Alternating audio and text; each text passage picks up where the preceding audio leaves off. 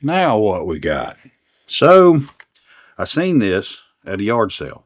And again, this has been somewhere 5 to 7 years ago, probably about 5 years ago that I got this knife. So around COVID. No, that would have been probably before COVID time. Because we didn't do, wasn't much of anything yard selling and stuff like that. They were still going on during COVID. People was out there yard selling, or yard selling in mass. But this knife right here, I saw it and I had to have it. So you can kind of see why, because this is the old classic buck style knife, which I do have my K-bar and my buck knife that I've had for 20 something years. And that's the reason why I got this one. The only thing I got against it is serrations down here. And I believe there are some iterations potentially of this knife that have that. This is not a buck knife by any means. It is a clone, a wannabe, a lookalike, or whatever. You can see China is engraved. It's not, I guess, laser engraved or etched maybe. You can see China on the blade there. This side, it's got a small, we've always called them blood grooves, but it's got a slight chamfer in the blade, and it looks like it was milled, most likely. Stainless. It just says stainless, so no name stainless, but it does have that classic buck sweep on that drop point. It is a hollow grind. The blade is polished down through here. And it is very, very badly rolled to this side. I don't know why I always check the other side, because it can't be rolled to both sides. But it is literally rolled all the way down. That aggravates me so bad that I'm sorry. I have to do something about that. That is just too bad. I just want to take that off.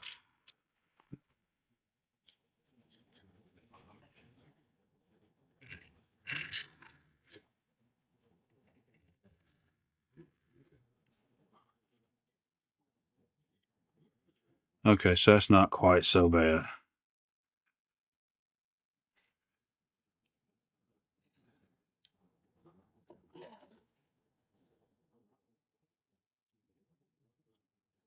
Okay, so it's not as bad now.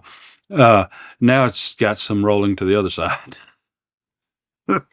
Oh well, I will fix it properly later. Uh, but I just can't stand to feel a blade that bad. So, it feels like it's got some sharpness to it, but that's fake because the blade edge is rolled, and you go to cutting, and it's gonna dull very, very fast.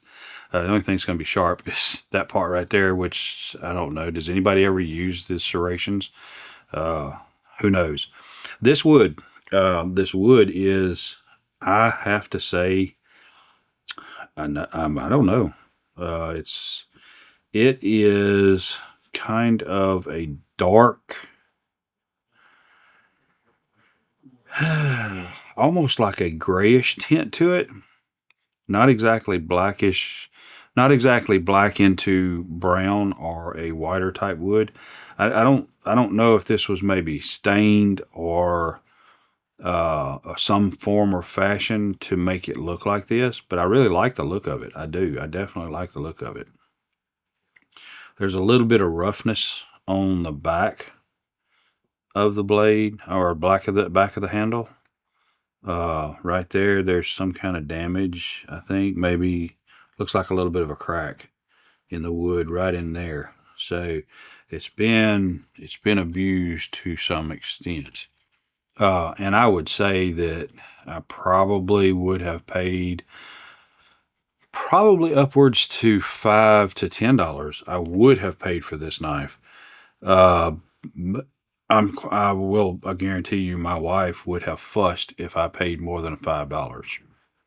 Looking, let's see, that appears to be flat. It's not canted or anything like that. There's a little bit of a gap here on each side of the blade where the tang goes into the handle. That appears to be about, which I can see, so that appears to be about probably just shy of 1/2 inch in width. And so thickness would be the thickness of the blade. I can't see the pin in the hilt.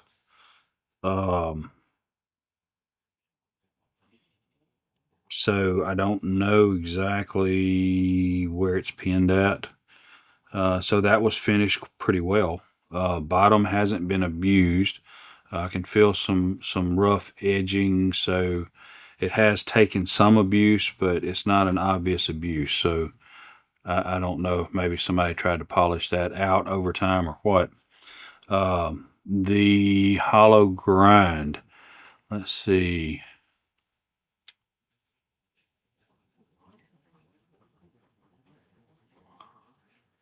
It's pretty doggone close.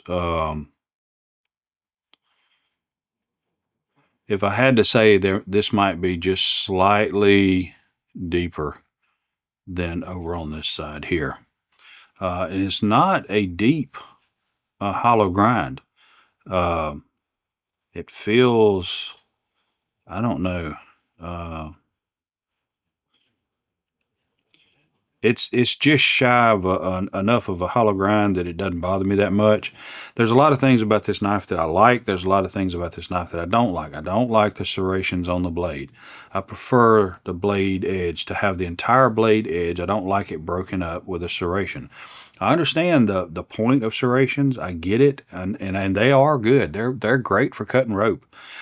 It's just I have dulled them. When I first got a knife that ever in my life that had serrations, I used it. Man, boy, this cuts rope easy. All kind of great things, and then it's dull, and I never could figure out how to sharpen it. Never got it sharp enough to cut rope again good, and so it was useless to me. And I know they've got sharpening systems that are great for sharpening serrations. It's not just the utilitarian purpose or trying to resharpen them and this and that and the other. I just don't like the breakup on the edge like that. I prefer the whole edge. But the blade look, the blade, I really like. I do like the blade. This blood groove right here, I would prefer to be wider and more blended into the blade, and not so sharp like it is. But that's fine. I mean, that's not a killer for me. But I do like the blade itself overall. Again, the only thing I got against this is this serration. The lines match up close enough that you really have to look at it to catch them, at least in my opinion. I can see a little bit, and I don't think it's coming out on the video, but I can see little variations in there, which kind of make me think that they may have run it, like on a belt or something, by hand, cleaning this flat face up, potentially. And I can see the same thing over here. And they may have paused in sections, or I'm not really sure what causes that. Possibly whenever they were cutting the hollow grind into it, that maybe that was variations in the guy's, hand as he moved it across. But I would say that this knife was most likely done by hand. At least the main grinds and everything on it was done by hand, and then eventually later on polished out to a certain extent. That appears to be aluminum and aluminum. But and another thing about the knife that I really like is the handle. The handle is really cool. I really like the handle. I'm really hoping that eventually I will find a mini buck, exactly like the main big old Mac Daddy buck knife that I've had for years and cleaned a lot of deer with, but only in the smaller one. I know they make a small one. and the normal sized one. And yeah, I know at Lowe's, I mean not Lowe's, Harbor Freight, they've got the Gordon, which my understanding is it stands up just as well as the buck knife. And the buck knife, when I bought mine, they were like $30. And so I liked it so much, I bought my father-in-law one, at the same time. And this has been, 20 something years ago. And, so I really like that knife. And I know that they make a smaller version, and I'd love to get that as well.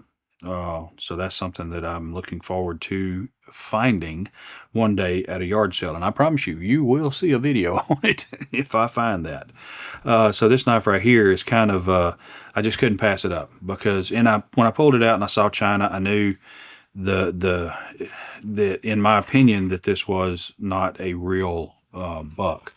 A lot of the stuff about it, I mean, the scabbard is, I mean, it's a good scabbard. It's good and solid. It's got a rubberized, hard plastic-ish liner on the inside. The stitching's really good.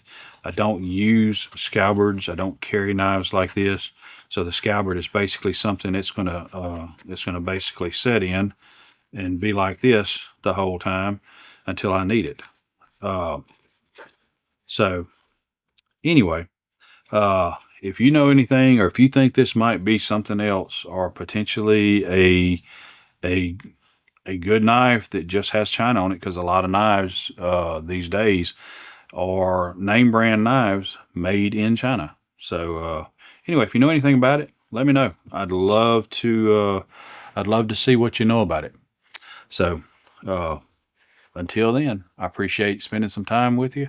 I hope you come back again to share more time with me, and we will see you next time. Your time is very important to me, and I thank you for spending it here with me. Thanks, and God bless.